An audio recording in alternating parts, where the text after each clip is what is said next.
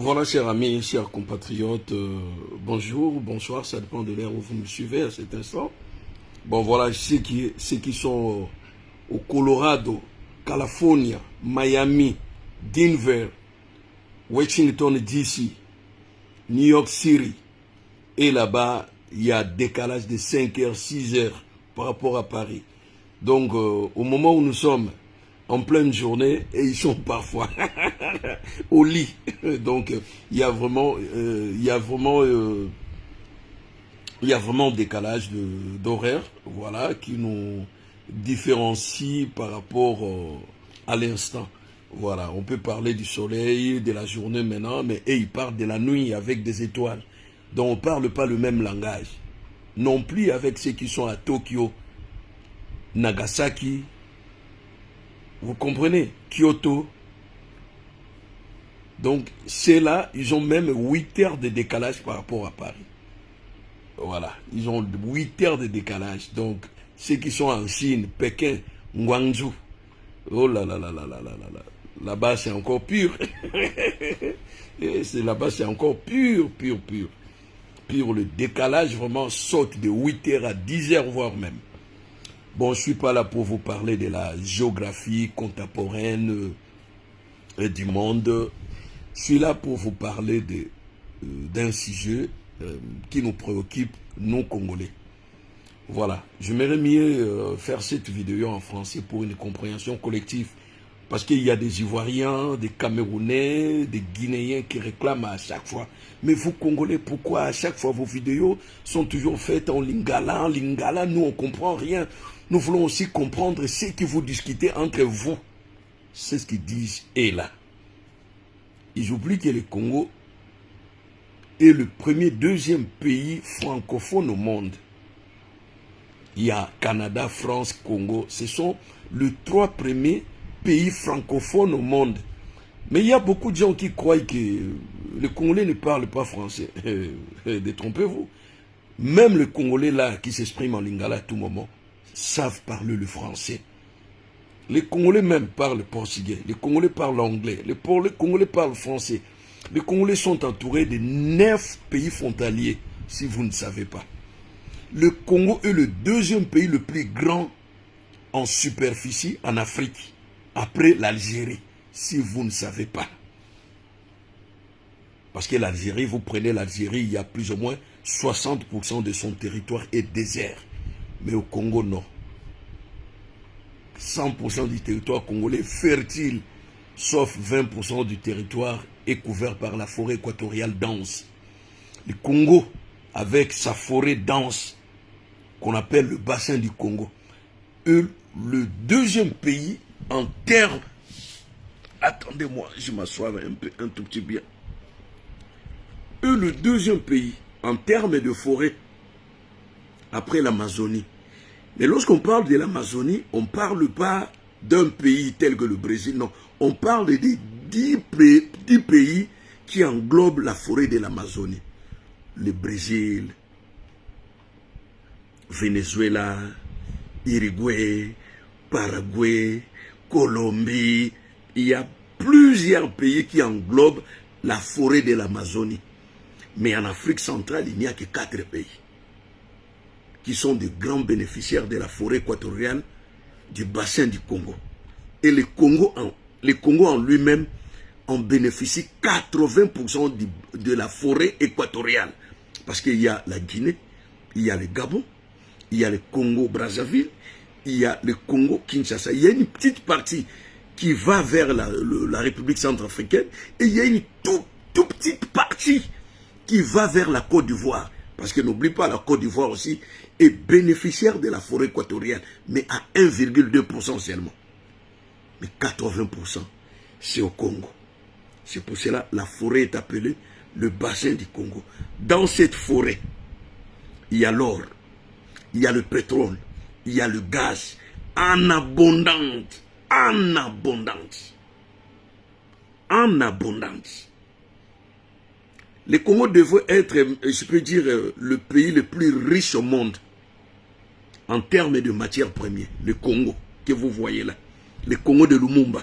Le Congo de Kassavubu. La langue lingala, si vous ne savez pas, c'est la langue de Dieu.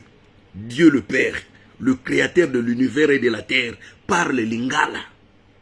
C'est par là que les Arabes ont transversé ou renversé le don pour dire que non, le Dieu parle que l'arabe, pas autre langue. Non, c'est le contraire. Le Dieu, le Père, le créateur de l'univers et de la terre, parle lingala. Pourquoi? Je vais vous expliquer. En lingala, il y a ce qu'on attend par le vibration. En anglais, on l'appelle the vibration. Vibration, quand vous parlez lingala, vous sentez la chair de poule. C'est comme s'il y a quelque chose qui entre en vous. Ça, c'est cette langue. Dans cette langue lingala, il y a la vibration. En lingala, il y a l'émotion. Quelqu'un qui drague une femme en lingala a 80% de chances d'avoir cette femme que celui qui drague la même femme en français ou en anglais. Parce que la femme sent ce qui est au fond de l'homme. Voilà ce que vous ne connaissez pas. Et la langue lingala, c'est un remède. Ça soigne même plusieurs maladies. Vous venez à l'hôpital, vous parlez à quelqu'un qui est au lit de l'hôpital en lingala. Il rigole. À un moment donné, il s'est dit, je vais me mettre un peu debout. Vous voyez, la langue lingala, c'est un remède. C'est une langue, quand ça chante, vous sentez la chair de poule. Il y a la vibration, vibration. Quand quelqu'un parle le lingala, vous sentez le goût, l'émotion, le plaisir, le bonheur et l'amour dedans. Moi, je vois des reels où les Ivoiriens disent, mais les Congolais, qu'est-ce qu'ils disent dans leurs vidéos? Il n'y a que lingala. Ils parlent qu'en lingala, les Congolais. Mais c'est quoi ça? Mais les Congolais n'ont pas besoin d'anglais ou de français. Ils sont 100 millions d'habitants, les gars, qui expliquent plus ou moins 12 pays d'Afrique qui seront engloutis dans le Congo. Vous prenez le Gabon, avec 2 600 000 habitants. Ça ne représente pas la ville même de Kinshasa qui compte 15 millions d'habitants. Est-ce que vous comprenez ou pas? Les Gabon, vous prenez la Libye avec 5 millions. Non, ils sont même plus 5 millions. Parce qu'avec des tueries qui se passent là-bas, ils sont restés même 3 millions. Ça ne représente pas une commune dans Kinshasa, la population libyenne. Vous prenez la Guinée, le Sénégal, le Mali, Congo, Brazzaville, vous, Angola, Rwanda, Ouganda, Burundi, Kenya, vous rassemblez tous ces pays-là. Ça ne représente même pas la population de Kinshasa, avec ses 15 millions d'habitants. Le Congo compte plus ou moins 2 245 000 km². C'est le deuxième pays le plus grand d'Afrique en termes de superficie. Vous comprenez? Ce n'est pas un petit pays, les gars. Au Congo, on voyage par l'avion et non par voiture. Vous faites Kinshasa, Lubumbashi, ça vous fait plus ou moins 3 heures de vol. Mais vous faites Kinshasa, Nigeria, Lagos, ça vous fait 2 heures de vol.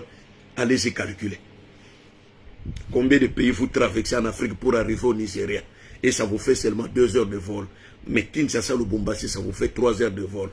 Allez-y calculer. Le pays de Lumumba, le pays de Kasavubu, le pays de Dieu, Dieu d'or au Congo. C'est pour cela que l'Occident a voulu à tout moment exterminer, éradiquer les Congolais à tout prix par des rébellions, des infiltrations, des empoisonnements. Mais Dieu, le créateur de haut et de l'univers, est toujours derrière les Congolais. Quel que soit le calcul que vous faites, c'est Dieu qui est au contrôle. Le Dieu, le Père de l'univers et de la terre. C'est lui qui est au contrôle du Congo. Et vous savez, les Congolais ont subi un massacre de taille depuis 1996 jusqu'à nos heures. Mais vous voyez, la démographie de la population en termes de mortalité et de la natalité, au lieu qu'on puisse se réduire en population, on augmente encore la population. Parce qu'à l'époque, on était 115 millions. Ils nous ont massacré plus ou moins 10 millions. On devait être à 65 millions Mais regardez les chiffres aujourd'hui, en 2023. Nous sommes directement montés à plus de 100 millions de la population. C'est une terre de Dieu. C'est un pays béni, dédié. Le Dieu le Père dort au Congo. Le Congo, dans son ensemble, compte plus ou moins 1004 rivières. 1004 rivières. 7 grands lacs, le plus grand et vaste du monde, le lac. Un grand fleuve majestueux, le deuxième du monde après Mississippi. En termes de longueur, le deuxième au monde après l'Amazonie, en termes de vaste, en largeur. Le Congo. Moi, je m'en souviens en quelle année, c'était encore en quelle année, à l'époque de Kabila, entre 2008 ou 2009, le roi Mohamed VI, le roi du Maroc, était parti au Congo. Alors, ils ont envoyé des ministres de l'autre côté.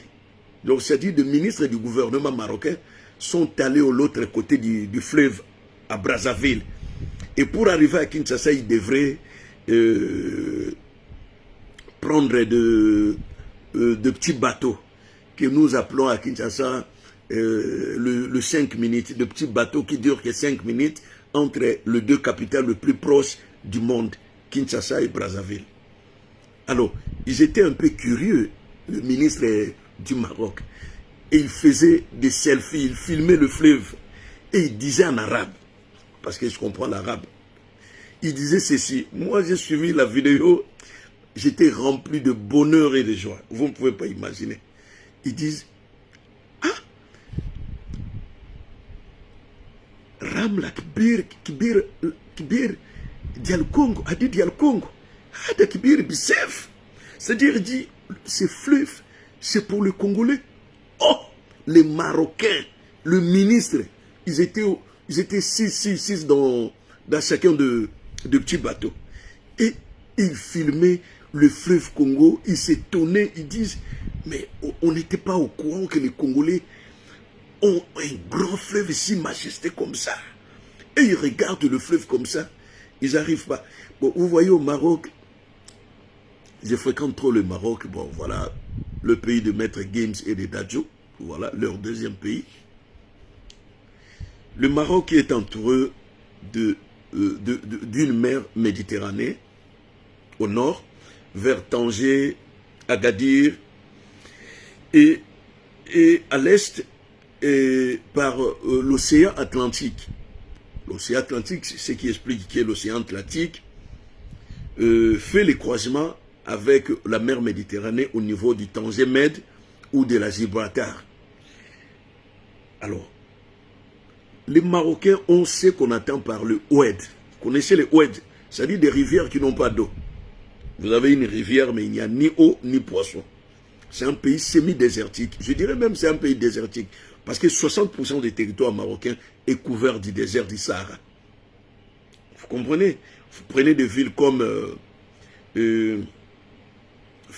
Oujda, Fez, Agadir, Meknès, Layoun, ce sont des villes désertiques au niveau du Maroc. Vous prenez encore l'Algérie. Vous prenez des villes comme en Algérie, des villes comme Tamaracet, Inch'Allah, Inemines, Gardaïa, sauf que des villes qui sont côtières de la mer Méditerranée, telles que Oran, Algerville, Blida, ce sont des villes côtières près de la mer Méditerranée. Là, il y a quand même l'oxygène, l'humidité, tout et tout. Mais ce sont des pays semi-désertiques. 60% du territoire algérien est couvert du désert du Sahara. Vous comprenez? L'Afrique du Sud, pareil. 40% du territoire sud-africain est couvert du désert. Désert de Namib. Le désert qui s'attend de Lesotho, Afrique du Sud, Botswana, Zimbabwe, Namibie, Angola. Et le désert se jette vers l'Angola. Vous comprenez? Mais quand vous regardez le Congo dans son ensemble, c'est un paradis. Raison pour laquelle, lorsque les Blancs ou les Occidentaux disent que l'Afrique c'est un pays pauvre, où il y a eu des cannibalismes en Afrique, mais c'est le contraire. Vous savez, chez nous au Congo, il y a des provinces, par exemple à l'Équateur, où les gens ne peuvent même pas cultiver la terre. Ils vont manger du 1er au 30. C'est-à-dire, dans la forêt, il y a des animaux. Beaucoup d'animaux, des millions d'animaux. Et il y a des fruits sauvages. Il y a des légumes sauvages. Dans l'eau, dans le fleuve Congo, il y a des légumes sauvages.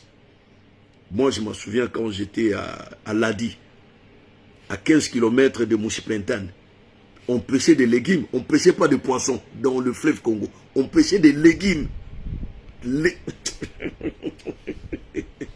C'est-à-dire, dans l'eau, au lieu de pêcher des poissons, nous, on pêchait des légumes. C'est-à-dire, on récupérait des légumes et vous coupez, vous mettez dans une casserole, vous préparez de vrais légumes verts. Vous comprenez? Le Congo, c'est un paradis. Mais nous disons ceci. Nous ne voulons plus de Tshilombo. Tshilombo est incapable, pas seulement de gouverner le Congo, mais de prendre soin aussi des Congolais. C'est un incapable. C'est un voleur. Les gens disent que le docteur Mukwege c'est un Rwandais, c'est un Ougandais, c'est un Burundais. On s'en fout de tel qu'il soit. Qu'il soit Burundais, Rwandais, on s'en fout. Parce qu'on nous a mis dans la tête à nous Congolais comme si des Rwandais sont des terroristes. Des Rwandais sont des méchants. Des Rwandais ne sont pas nos voisins. Nos Rwandais ne sont pas des amis. Des Rwandais, vraiment, quand tu vois un Rwandais, tu le tues directement. Tu l'écartes. Mais les gens oublient que on avait des amis. Jusqu'alors, on a des amis rwandais. On a des amis burundais. On a des amis kenyans à qui on a fréquenté le même quartier, le même école, le même classe, le même banc de la classe. Moi, j'avais même, je ne sais pas combien de collègues de classe comme rwandais. Je ne parle même pas des Hutus, des Tutsis. C'était des gens normaux comme vous et moi. Il n'y avait aucun souci. Mais regardez ce que Kagame a rendu aux Rwandais. Le Rwandais qui étaient des gens paisibles, des gens qui aimaient la vie, des gens qui partageaient leur quotidien avec des Congolais, ils sont devenus des criminels, des terroristes à cause de Kagame. Mais ils sont comme ça, ils croisaient les bras, comme si rien n'était. Mais ça va rester comme ça. Ça va rester comme la Palestine et l'Israël. Un Israélien est toujours considéré comme un ennemi auprès d'un Palestinien. C'est comme ça entre Congolais et Rwandais. Il y a cela 2 semaines, il y a un monsieur qui m'a contacté. C'est un blanc, c'est un belge, mais sa femme c'est une rwandaise. Et il m'a dit, bon voilà, sa femme comprend bien lingala. Parce que sa femme a passé pas mal de temps au Congo, mais c'est une toute rwandaise. Bon, après les génocides du Rwanda, 93-96, la femme s'est rendue en Belgique et par là, elle a croisé le monsieur. Ils ont fondé leur famille. Alors, ils ont créé une espèce de fondation, je ne sais pas, pour traquer des génocidaires qui ont contribué au massacre des Tutsis à Kigali, à Kasseni, tout et tout. Et le monsieur, je ne sais pas s'il comprend Lingala, parce que je fais mes vidéos en Lingala. Il m'a envoyé une demande d'amis. J'ai accepté. Après, il m'envoie un message comme quoi, est-ce que Google, tu ne peux pas m'envoyer ton numéro WhatsApp? Moi, je dit, tiens, ce monsieur, c'est un blanc. Et est-ce qu'il comprend Lingala? Parce que je fais mes émissions en Lingala. Est-ce qu'il comprend vraiment Lingala? Alors, je voulais juste jeter un coup d'œil sur son profil, voir c'est ce qu'il est, il est qui, il fait quoi dans la vie, nanana. Et sur son profil, je vois lui avec une meuf à côté. Et la femme là a une description toute. J'ai essayé un peu de lire quelques messages, quelques commentaires de gens.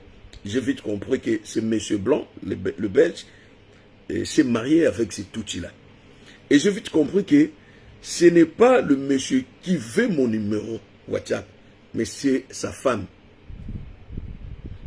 Alors, le problème qui se pose là, c'est est-ce que la femme là est pro-Kagame ou elle est opposante à Kagame? Si elle est opposante à Kagame, je lui donne mon numéro de téléphone. Si elle est pro-Kagame, désolé. Moi, je suis informaticien. Un numéro de téléphone n'a jamais été un numéro WhatsApp. Un numéro de téléphone est toujours subi ou suivi par un IP. IP, c'est l'adresse de domiciliation qui récepte ou qui reçoit l'Internet via votre identité. C'est-à-dire, quand je vous donne par exemple, le mot de passe de mon Wi-Fi, et vous me demandez, est-ce que je ne peux pas avoir ton mot de passe de Wi-Fi? Je vous donne. Et quand vous connectez, quand vous rentrez dans IP, et vous avez mes coordonnées, mon nom, prénom, l'adresse, la maison, et puis vous pouvez récupérer les coordonnées en les balançant sur Google Maps pour avoir quelques images de là où j'habite, l'image parabolique de l'air et l'image terrestre. Et c'est ça que des terroristes utilisent pour tuer les gens. Quand vous me demandez le numéro WhatsApp n'existe pas. WhatsApp n'a jamais eu le numéro. Le numéro WhatsApp, c'est ton numéro personnel qui est utilisé sur WhatsApp. Et il y a toujours des gens, est-ce que tu ne peux pas me donner ton numéro WhatsApp? C'est quoi ces bordels? Les numéros WhatsApp existent où? Le numéro WhatsApp, c'est ton numéro personnel que tu utilises pour appeler ta femme, ton homme, ta famille, tout et tout. Alors, il ne faut pas utiliser ce genre de termes ou échanger avec des gens ton propre numéro en pensant que c'est un numéro WhatsApp, ça suffira sur WhatsApp. Non, c'est ton numéro qui porte ton identité à toi. Vous comprenez? Donc, voilà, docteur Mukwege, je prie le bon Dieu qu'il soit le prochain président. Quel que soit la tricherie de Tshilombo ou pas, ce monsieur remportera les élections victorieux. Et puis les gens me parlent, est-ce que Tshilombo n'a rien fait au Congo et tout ce qu'il a fait comme réalisation? Vous êtes malades les gars. Le Congo c'est un pays...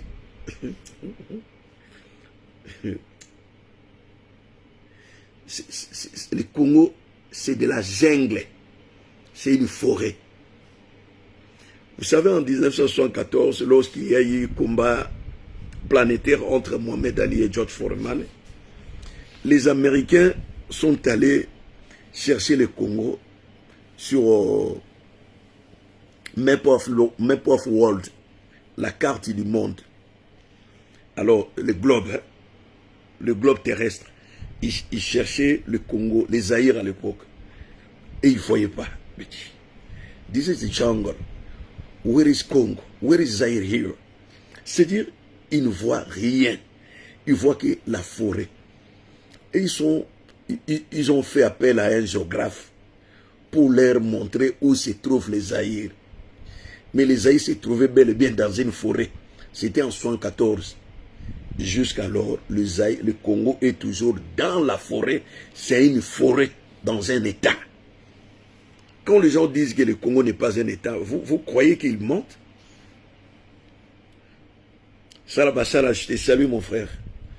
Je te salue. Claudio Maswako, je te salue. Et Vero Bolinda, je te salue aussi. Maman Christine Matondo, je te salue. Basile Zenge, je te salue. La liste est tellement longue. Maman Nyamoye Masakwa, je te salue aussi. Il y a beaucoup de gens.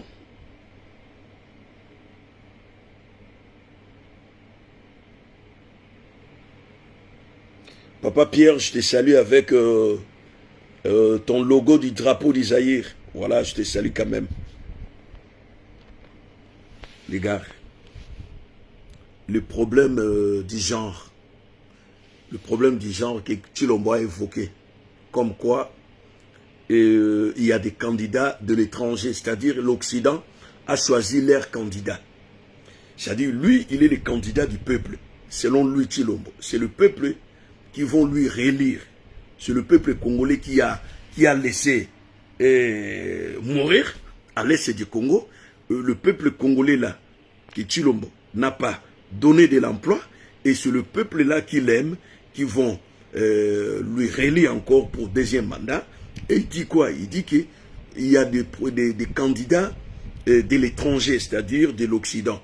Il y a Macron, il y a Biden, il y a tout et tout, qui ont choisi un candidat au nom de Dr Mukwege. Et lui là, il va nous ramener ces sujets-là de genre de mariage papa, maman, les deux femmes peuvent se marier, les deux hommes peuvent se marier, les deux femmes peuvent se marier. Nous, on ne veut pas de ça. Faites attention. Soyez en garde. Ce monsieur-là, c'est un candidat de l'Occident. Monsieur Mukwege. Si on fait une petite marche en arrière pour voir ce qui est de Tshilombo, celui qui a tout fait de toute son énergie pour rencontrer Trump à l'époque, trompé même par un ambassadeur, un ancien ambassadeur qui n'est plus en fonction au Congo, qui s'appelait Mr. Hammer. Le mec l'a ramené même aux États-Unis pour voir Trump, mais sans succès. Et c'était soldé par quoi? Il lui a même ramené dans un cimetière de ses parents. Au lieu de lui ramener voir Trump à l'époque, il lui a ramené voir la tombe de ses parents. Mais c'est Hammer. Mais c'est M. Hammer là qui a demandé à Tshilombo de, comment dirais-je en français, d'expertiser, de voir nos bases militaires et nos magasins d'armement. C'est par là que, comment s'appelle encore le monsieur qui est à la tête des Nations Unies, quand il disait que même le 1-23 sont mieux armés que l'armée congolaise. Où est-ce qu'il a pris ces informations? C'est à travers monsieur Hammer, qui était l'ambassadeur des États-Unis à Kinshasa. Vous comprenez? Alors, Tshilombo veut vraiment un deuxième mandat. Mais c'est impossible. Les gars, c'est impossible. On n'est pas dupes. Comme on dit à Lingala, on met la main dans une poche d'un idiot une fois, pas deux fois. Tu mets ta main dans ma poche une fois, et la deuxième fois, je t'attraperai. Tshilombo nous traite des idiots. Il dit parfois dans sa tête, voilà, le Congolais, je le prendrai même deuxième. C'est pour cela que moi, je condamne fermement M. Fayulu d'avoir pardonné Tshilombo aux États-Unis. Mais non, Fayulu, Tshilombo n'a pas volé tes élections à toi. Il a volé les élections du peuple. C'est au peuple de lui pardonner. Et le peuple congolais n'a pas fait. Et toi, tu le pardonnes étant que qui? C'est pour cela, cette fois-ci, je dis, j'éloigne un peu M. Fayulu de très loin même. Il n'est pas digne d'être un président du Congo. S'il sera ministre ou quoi, moi, là, je m'en fous de lui. Mais l'homme qui incarne le valeur républicaine du Congo, l'homme qu'il fallait, à la place de celui qu'il faut, s'appelle Mukwege, Denis. Tout ce que vous allez dire sur ce monsieur, on s'en fout de ça. Nous, on va battre sa campagne au niveau de l'Europe. J'ai ma carte électeur. Moi, je vais voter. Et je vous dis déjà, mon candidat s'appelle Dr Mukwege. Vous comprenez? Alors, il ne faut pas nous ramener dans un trou noir pour nous... Je ne sais pas comment vous faites ça. Je ne sais pas. Je ne sais pas, les gars. Alors, je reviens un tout petit peu sur mon sujet à ce qui concerne la langue lingala. Parce que je fais cette vidéo en français pour une compréhension collective, y compris les Ivoiriens, les Guinéens et les Camerounais, tout ce qu'ils disent que voilà, les Congolais font leurs vidéos qu'en lingala. Mais non, on peut le faire en français, en anglais, en arabe. Mais la langue lingala, c'est la langue de Dieu. Dieu, le créateur de l'univers et de la terre, parle lingala. Avec une population de 100 millions. Vous savez, vers les années 80, beaucoup de Katangais ne parlaient pas lingala. Vers les années 80. Beaucoup de Kivusiens, Gomatraciens, tout et tout, ne parlaient pas lingala. Lingala était parlé dans 3 provinces seulement. 3 provinces. Lingala était parlé dans la province de l'Équateur, la province du Bandundu et Kinshasa. Même au Congo central, ce que nous appelons à l'époque Bas-Congo. Il y avait des Bas-Congo qui ne parlaient pas lingala. Moi, je m'en souviens, j'avais des potes matadiens. Ces gens-là venaient à Kinshasa parler que Monokutuba. Mais vers les années 90, avec l'évolution de la musique congolaise, qui était à 99% chantée en lingala, c'est par là, lingala a pris le dessus des 4 langues, de 3 autres langues nationales qui sont autres, Kikongo, Chiluba et Swahili. Et je vous signale même que les Swahili est rentré sur la liste de 4 langues nationales à cause de nombre de gens qui en parlent. C'est-à-dire à l'est du Congo, il y a plus de gens qui parlent le Swahili, mais Swahili, ce n'est pas une langue congolaise. Swahili n'est pas une langue congolaise. C'est une langue qui est née au Kenya par la fusion de 2 langues, la langue africaine, kenyenne et l'arabe. C'est pour cela que vous voyez en Swahili, il y a plusieurs mots qui sont en Swahili et en arabe. Par exemple, baba. Baba, c'est papa en arabe, c'est aussi papa en Swahili. En Swahili, on dit... comment on dit en Swahili? Mina semara Swahili kidogo kidogo. Mina semara Swahili kidogo kidogo. Comment on dit? En arabe, on dit Habibi Diali, c'est-à-dire mon amour. Et en Swahili, on dit Bibi yangu. Vous comprenez? Et quand vous prenez ces 2 langues, vous comprenez qu'il y a la langue kenyenne et la langue swahili mélangée pour donner cette langue-là, swahili. Swahili qui signifie au bord du fleuve, c'est-à-dire swahili, le peuple swahili, ce sont des peuples qui vivent au bord du fleuve, ce sont des pêcheurs. Vous comprenez? Donc c'est un peu ça. Donc les gars, swahili oui, mais c'est pas beaucoup par rapport à lingala. 100 millions de personnes qui parlent lingala. C'est beaucoup, non? Alors, chers amis, chers compatriotes, je suis presque à la fin parce que là, du coup, les enfants vont dormir. Je ne peux pas m'empêcher de les aider. Voilà. De petits devoirs pendant une 30aine de minutes. Et puis, moi aussi, je regarde un film et puis je dors. OK? À nous revoir très bientôt. Ciao, ciao.